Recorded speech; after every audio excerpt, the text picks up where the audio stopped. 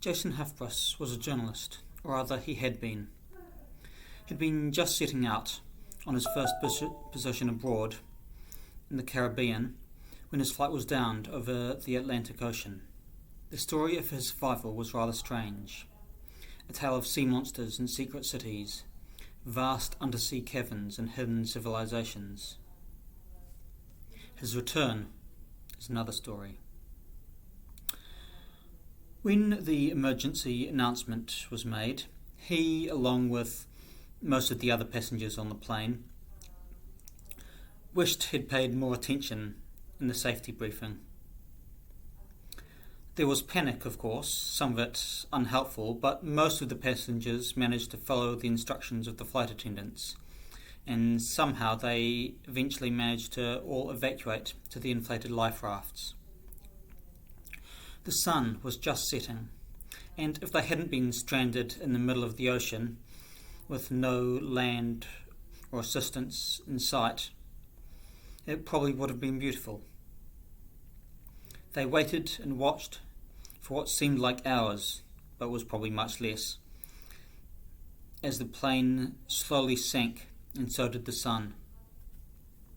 They watched as troublesome-looking clouds rolled in, and they mentally prepared themselves for the worst. The plane had sent a distress call, but would help arrive before the storm? Some were praying. Then, as the twilight darkened quickly under the clouds and the wind picked up, something else rose up out of the water, a huge monstrous head on a long neck. The Loch Ness Monster? But they were nowhere near any part of the UK, let alone Scotland. An expensive prank? But who would prank castaways in the middle of the Atlantic Ocean, hundreds of miles from any land? The head ducked down below, and a range of other smaller heads appeared. The storm was one thing, but sea monsters were something else. The mood on the rafts was changing from resignation to surprised nervousness to fear.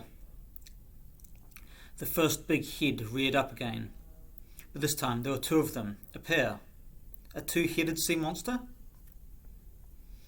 The fear gradually edged towards panic among the population of the boats, with a few of the staff from the downed plane trying to keep people calm.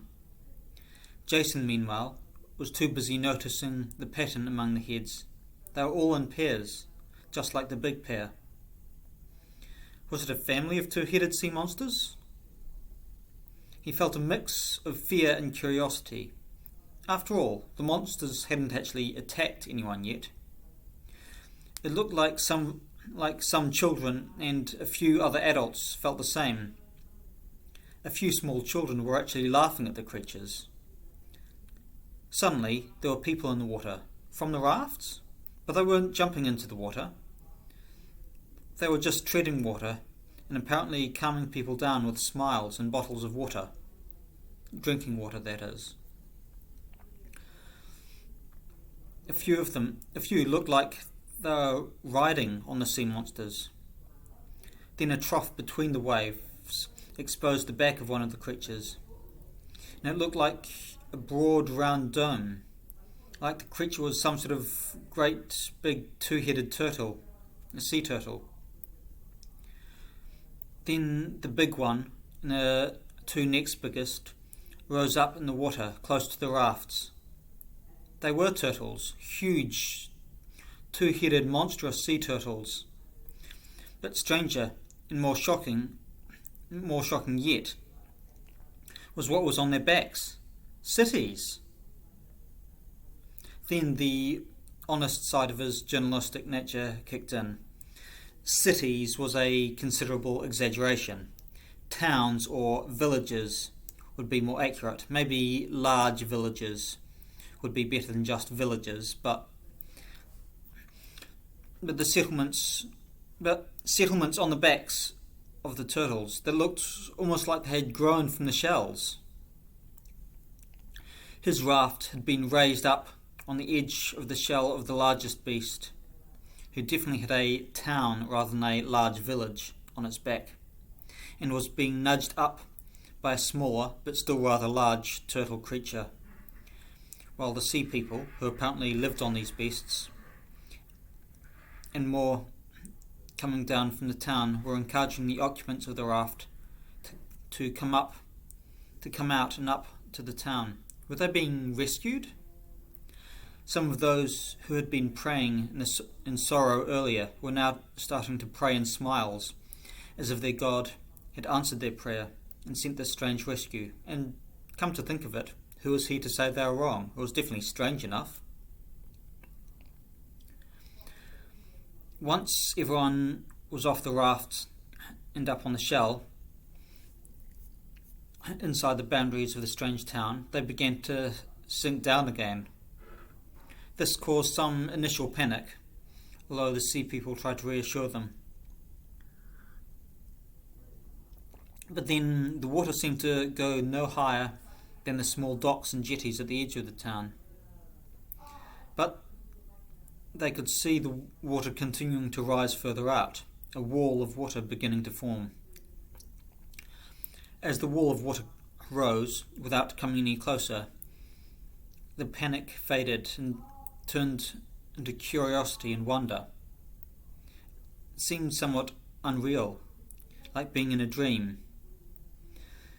Even more so as people started to make comparisons to the movies they'd seen.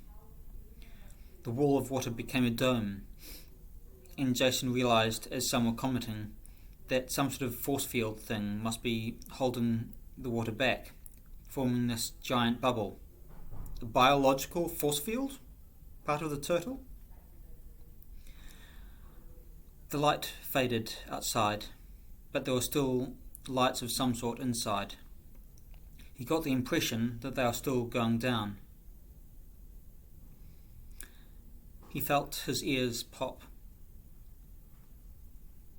When people had finished staring at the water, the locals led them further into the town and fed them, mostly a variety of seafood and fish, but some other stuff as well. Then they were led to accommodation. That night, nearly all of them stayed in a couple of guest houses, but later most of them were gradually moved in with different local families.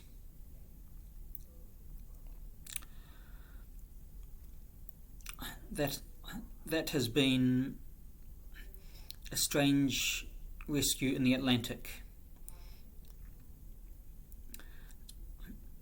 Part of Unfinished Worlds, available as an ebook on the Kobo store. Thank you for listening.